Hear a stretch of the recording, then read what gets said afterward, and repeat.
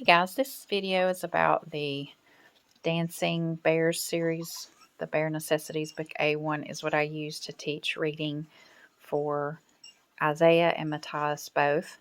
I found this because Matthias was showing some dyslexia tendencies and some learning issues with reading, and we were struggling, and so I had been recommended to look at this book, and it's from the UK, so I haven't seen anybody else in the area using it, but I really have liked it, and I've seen a big improvement with Matthias using it for sure. So I have both of them using it, so I could reuse it. I did not let Matthias write in it. This kind of gives you that's suitable for kindergarten age, but also for kids that are a little bit older. So Matthias is 7 using it.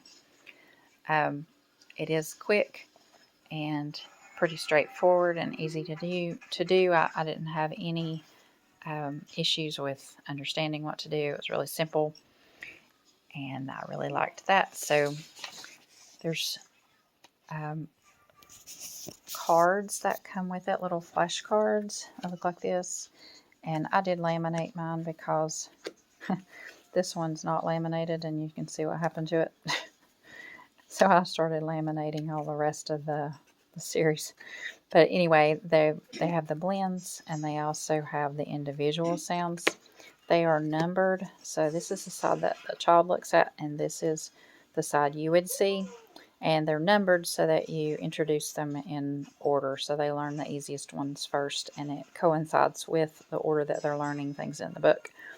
And you have them go over flashcards every day, and you do what they call the flashback method with the cards. So say if you were showing them to your child and they see this one and they can say it, they know what it is, and they're doing really good on these, and then they come to one that they don't get correct. So say they mispronounce this one, then you would set it aside. You would do the next one, and after they do it, you flash back to the one that they missed. And if they miss it again, you set it aside, you continue through, and flash back again to this one. So it helps keep bringing that back to their attention quickly before they've had a chance to really forget about it. And that does seem to be a really effective method. Sometimes we flash back several times to one, and then they usually have it, and it really does help. Okay, the other thing that's kind of different for this program is I made this one, but they call this using a cursor, and there's a page over here I think shows what that is. Okay, so you actually, to help them learn to really sound out each sound and not to get lost, because especially with dyslexic tendencies, they struggle to read the correct word at the correct time, and they might kind of bounce all around the page versus really staying on what you want them to look at. So this focuses them in. So with this one,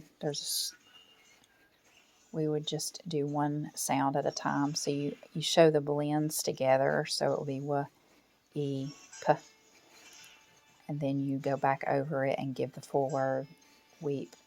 So it helps them to be able to isolate that as they're looking at it, which made a big difference for Matthias to do.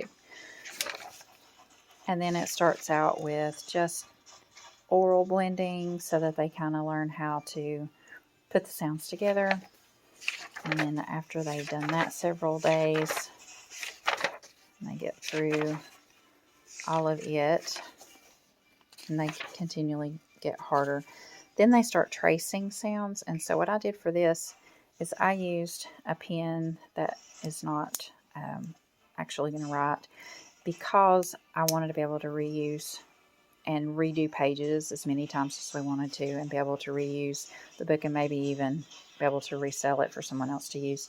So they will trace the sound, and they say it. They don't say the name of the letter, they say the sound. So they would say s, a, t, and they go through all of the sounds. And then in that actual, so here's an actual page. So they would trace and say all these sounds. Then you would say this word to them. You would sound out each sound and then say the word. So you would say at, sat. Then they trace it and they say the sounds at. And then you ask them, and what is that word? And have them try to read it. If they are able to successfully trace it and say the sounds and read the word, then you can tick it off that they've completed that line and they can move on. They say not to let them move on until they have successfully completed that, so that they are clear on that sound. And then they keep reminding you to practice the flashcards every day. And then you keep going through that for a while. They gradually get harder and they're adding in more blends. And then they start adding in more words. The writing gets smaller. Okay, then they finally get to this page where they're really starting to get it. They get a congratulations page, which both of mine were really excited about. Okay, then they go to focusing more on decoding. And so they would still be going through at, cat. And so they start incorporating more sentences in. And then they start doing actual little stories. And this one, if you want to read one line and then let them read a line, you can do that. And then it just keeps building on all those same kinds of things. They get more mastery certificates as they go. The reading gets smaller and more sentences. Like there's another mastery certificate. So it just keeps going like that. So we really liked it. There's other books in the series. This was the one that we started with that would work for both of them. It would be good for kindergarten. Or more advanced, like 4-year-old could probably even do this as you walk them through it. But they have other books that continue on after this for the older ages. But this would be more like kindergarten, or if they're struggling.